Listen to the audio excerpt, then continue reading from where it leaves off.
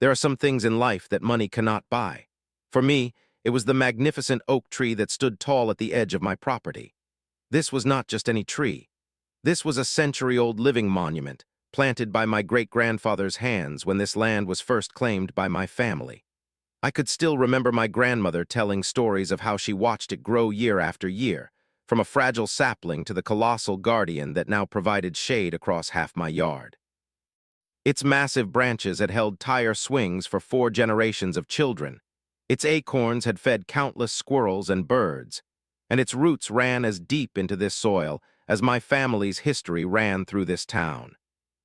When my grandparents passed away and left me their home, it was the tree that sealed my decision to move back.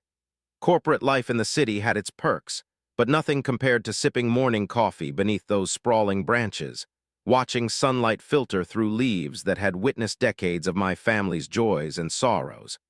I had maintained the property meticulously, just as my grandparents had taught me.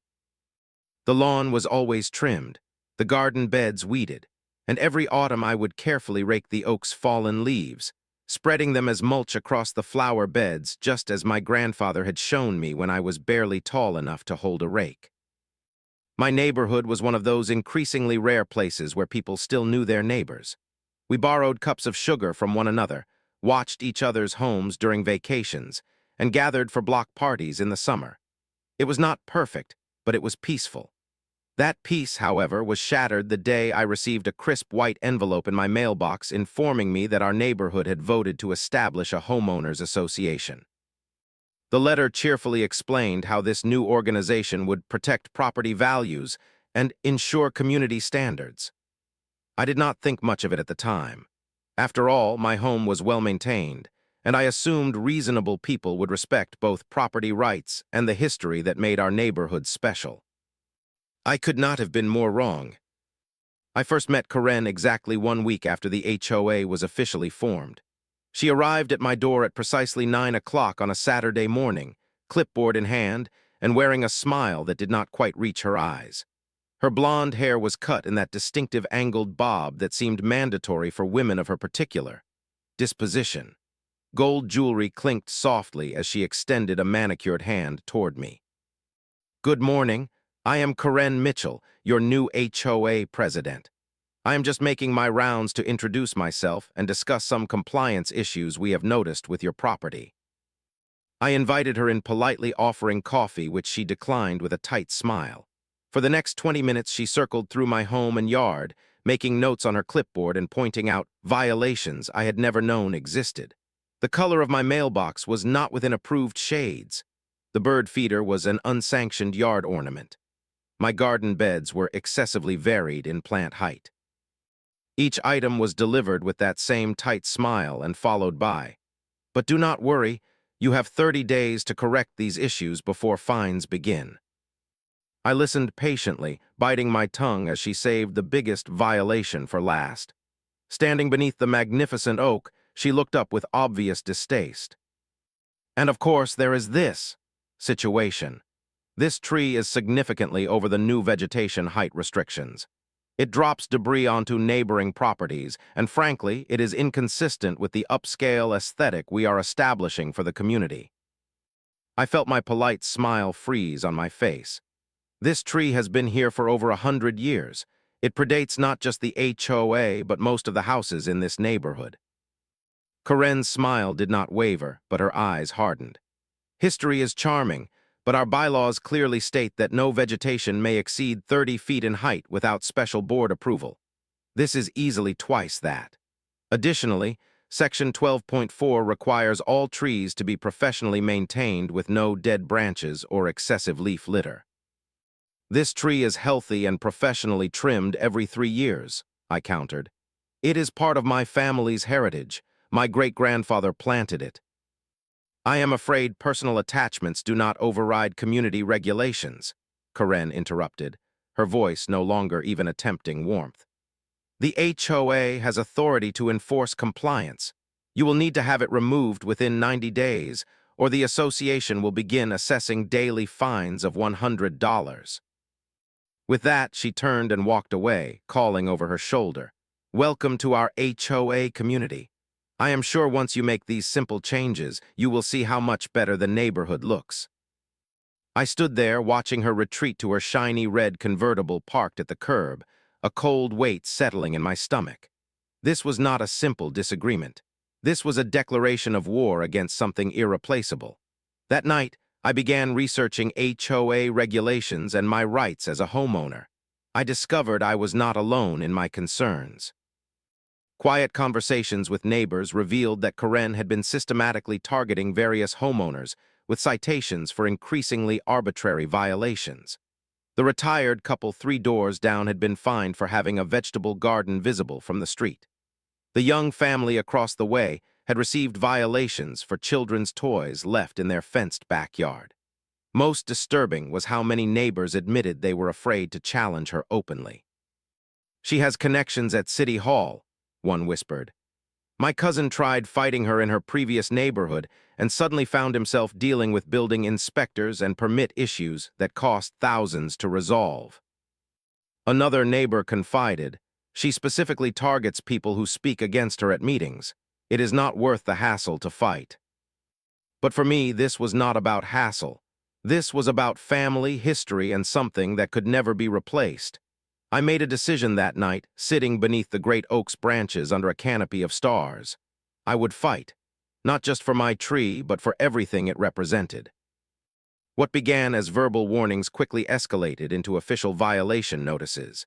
Each morning, I would find new citations in my mailbox, each with increasingly hostile language about my continued noncompliance and deliberate defiance of community standards.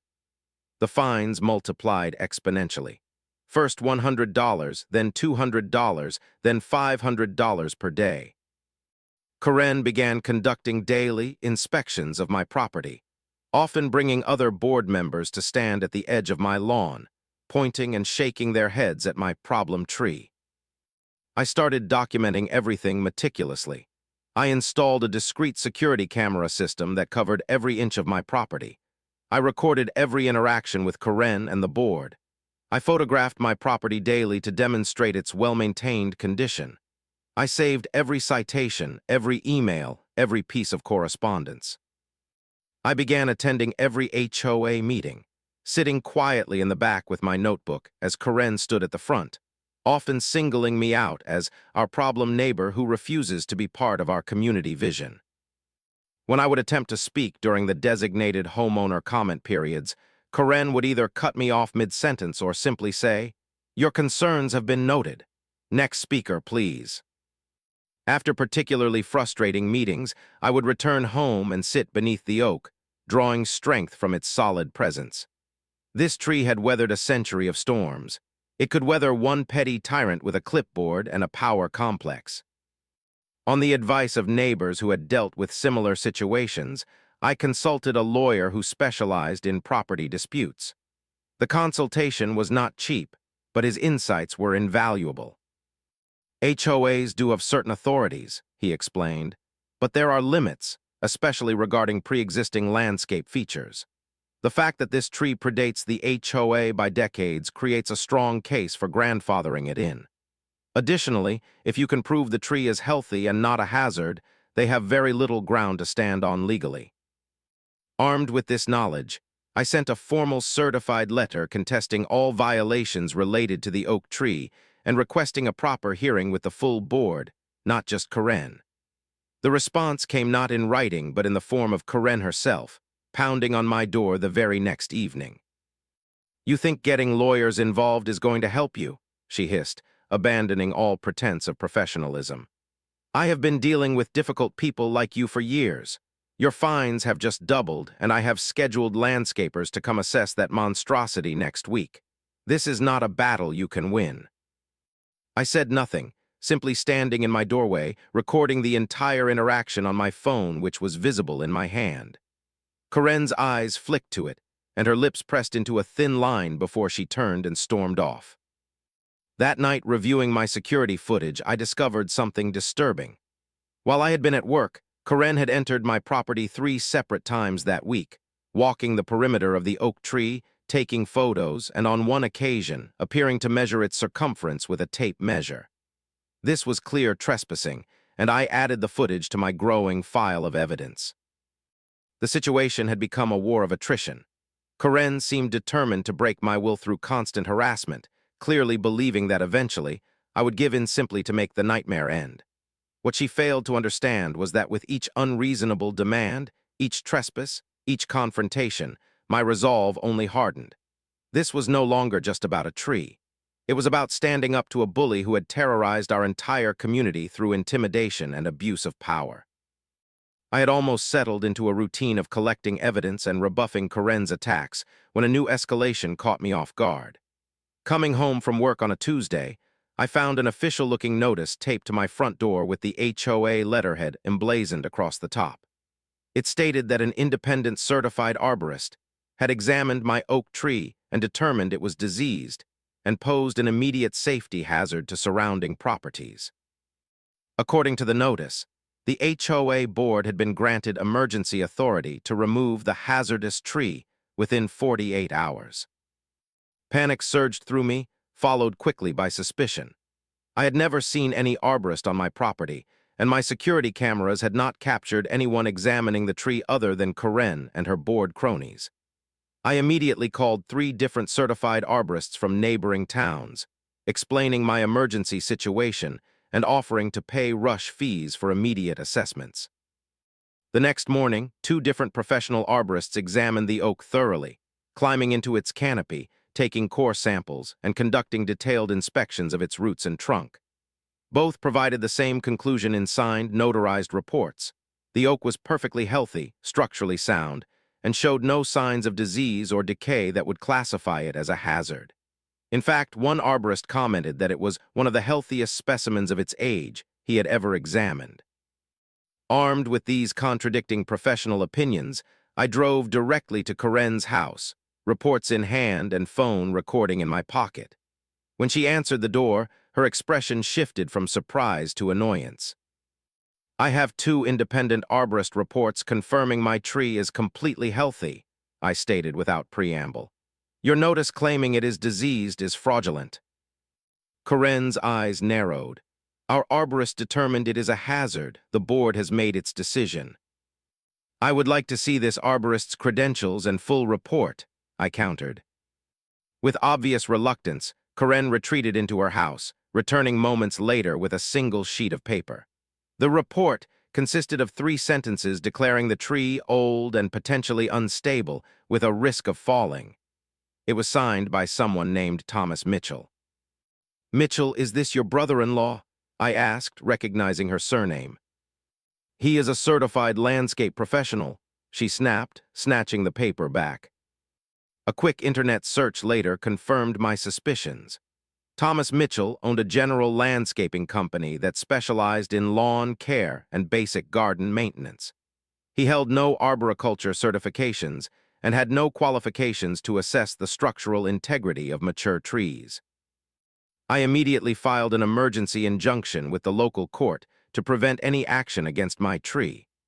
I also sent formal cease and desist letters to both Karen personally and the HOA board, attaching copies of my legitimate arborist reports and evidence of the fraudulent assessment. That evening, I was reviewing my security footage when I noticed something that made my blood run cold. The previous night, well after dark, Karen and 2 unidentified men had approached my tree with what appeared to be gardening tools. The night vision quality was too poor to see exactly what they were doing, but they spent nearly 20 minutes around the base of the tree before departing. Heart-pounding, I grabbed a flashlight and rushed outside. Careful examination of the oak's massive trunk revealed what I had feared.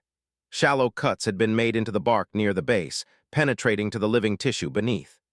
These were not natural damage or animal marks. They were deliberate, human-made injuries designed to harm the tree, presumably to justify its diseased status and forced removal. I photographed the damage from multiple angles, then covered the wounds with tree-healing compound I purchased during an emergency run to the garden center. The lengths Karen was willing to go to shocked me, but also strengthened my determination. I installed additional security cameras with better night vision capability and arranged to work from home for the next several days. Whatever happened next, I would be ready. 3 days later, the confrontation finally came to a head. I was working from my home office when the unmistakable sound of a chainsaw roared to life outside my window. I bolted from my desk and ran outside to find a nightmare unfolding in my front yard. Karen stood with her arms crossed, supervising two men in work clothes who had already begun cutting into one of the oak's massive lower branches. A large commercial woodchipper was parked at the curb beside Karen's red convertible. "What do you think you are doing?" I shouted, already pulling out my phone to record. "There is an injunction against touching this tree." Karen turned, that same smug smile playing on her lips. "The emergency removal has been authorized by the HOA board. Your injunction was rejected." "That is a lie," I said, stepping closer. "I have the court documents right inside. You are trespassing and destroying private property." When I tried to approach the men working on the tree, Karen physically blocked my path. "The HOA has full legal authority in this matter. If you interfere, I will have you arrested for obstruction." The workers had already removed several smaller limbs and were making cuts into one of the major branches. I immediately called both the police and my lawyer, putting both on speaker so Karen could hear that authorities were on the way. Surprisingly, she seemed completely unconcerned. "By the time they get here, this hazard will be removed," she said with chilling confidence. "The board's decision is final." As we stood in tense confrontation, neighbors began emerging from their homes, drawn by the commotion. Some filmed with their phones while others watched in shocked silence. When I showed several of them the court injunction I had retrieved from inside, murmurs of disapproval spread through the growing crowd. It took 20 agonizing minutes for police to arrive, during which time the workers continued cutting despite my objections. They had removed several large limbs, leaving gaping wounds in the tree's majestic canopy. When two police officers finally approached, Karen immediately stepped forward, producing her HOA documents with a triumphant flourish. "Officers, I am the HOA president. We are conducting an emergency removal of a hazardous tree. This homeowner is interfering with authorized HOA business." The officers looked uncertainly between us until I produced both my court injunction and the legitimate arborist reports. "Ma'am, there appears to be a legal order preventing any action on this tree," one officer said, reviewing my documentation. "All work needs to stop immediately until this is resolved in court." Karen's face flushed with anger. "That is ridiculous. We have authority under HOA bylaws. This tree is creating a hazardous situation." "Ma'am, a court order supersedes HOA bylaws," the officer explained patiently. "I need everyone to step back from the tree until this legal matter is clarified." The two workers, sensing they had walked into a situation more complicated than they had been told, quickly began packing up their equipment. Karen, however, refused to back down, standing directly under the partially cut tree while berating the officers for failing to uphold HOA regulations and allowing a public nuisance to continue. "Ma'am, you need to move away from that tree," one officer warned, noting the precarious situation. "Those cut limbs are not stable." Karen's red convertible was parked directly beneath the weakened section of the tree. Large limbs hung precariously where the cuts had been started, but not completed. The workers had effectively compromised the branch structure without fully removing the heavy limbs. "You need to move your vehicle as well," the officer continued. "That branch could fall at any moment." "I will not be intimidated by tree huggers or incompetent police officers," Karen declared dramatically, gesturing wildly toward me while continuing to stand beside her beloved convertible. "This tree is coming down today, one way or another." What happened next seemed almost orchestrated by some cosmic force of justice. As Karen continued her tirade, a sound like a gunshot cracked through the air, the unmistakable sound of splitting wood under pressure. Everyone froze, looking up as one of the partially cut limbs, weakened by Karen's own workers, gave way. Time seemed to slow as the massive branch, easily weighing several hundred pounds, broke free and plummeted downward. Karen barely managed to scramble backward as the enormous limb crashed down with tremendous force, directly onto the hood and windshield of her shiny red convertible. The impact was so violent that the car's frame visibly buckled, the windshield exploding into 1,000 glittering fragments. The car alarm began wailing, a fitting soundtrack to the scene of destruction. For a moment, absolute silence fell over the human spectators, all of us processing what we had just witnessed. Karen's face underwent a remarkable transformation. Shock gave way to disbelief, which quickly morphed into unbridled rage. She whirled toward me, pointing a shaking finger. "You did this," she shrieked. "You sabotaged my tree crew. You have destroyed my car. Officers, I want this person arrested immediately for property destruction." The police officers who had witnessed everything exchanged glances. "Ma'am," said the older officer calmly, "we saw what happened. The branch fell because it was partially cut by your workers against a valid court order after multiple warnings about the danger. If anything, this appears to be the result of your own actions." "This entire incident has been recorded from multiple angles," I added quietly, gesturing to my security cameras, the neighbors' phones, and the officers' body cameras. "You hired unqualified workers to illegally cut my tree against a court order, ignored safety warnings, and parked your car in a dangerous position after being specifically warned not to." Karen's mouth opened and closed several times, no words emerging. The officer sighed heavily. "Ma'am, I need to inform you that you could be facing charges including trespassing, destruction of private property, violation of a court order, filing false reports regarding the tree's condition, and reckless endangerment by creating this dangerous situation." As the reality of her situation began to sink in, Karen's imperious demeanor crumbled.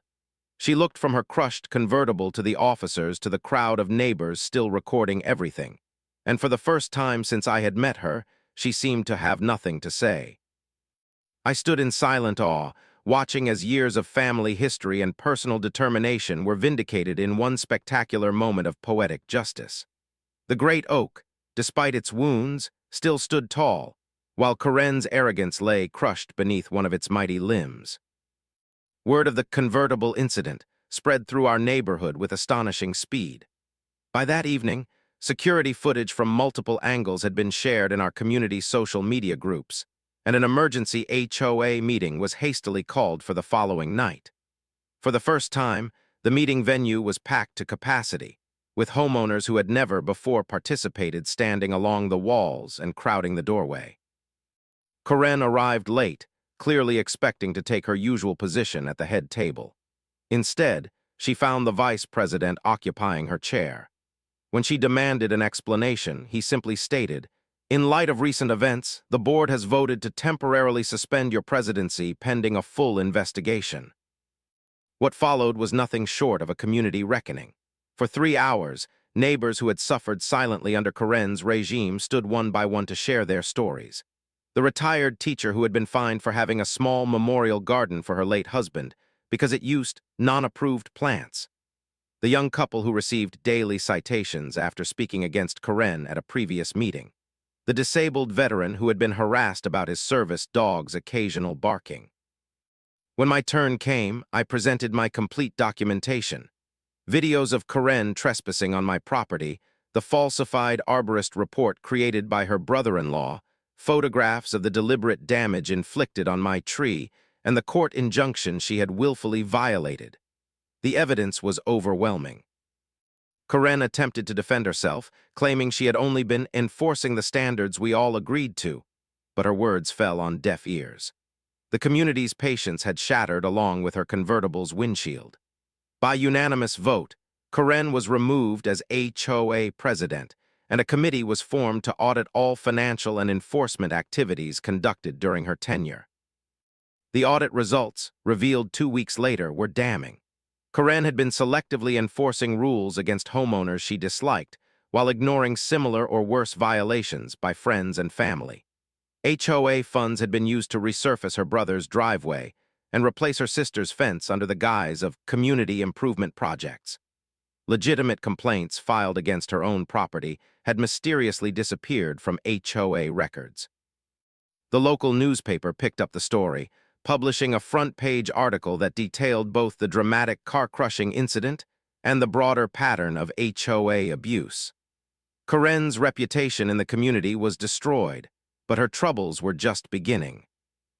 My lawyer filed a successful lawsuit for damages to my oak tree and harassment, resulting in a 5-figure settlement. The district attorney filed criminal charges for filing false reports and violating court orders. The new HOA board initiated civil action for misappropriation of funds. Within a month, a for-sale sign appeared in front of Karen's house, and she quietly moved away.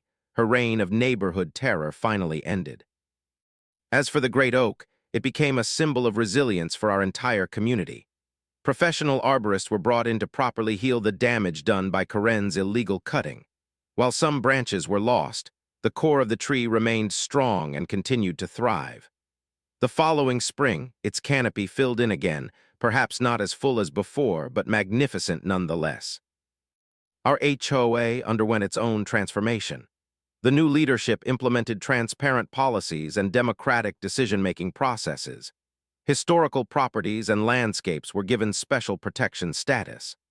My documentation methods became a template for other homeowners, and I found myself informally advising residents in neighboring communities facing similar HOA issues. 1 year after the incident, we held a community picnic beneath the spreading branches of the great oak.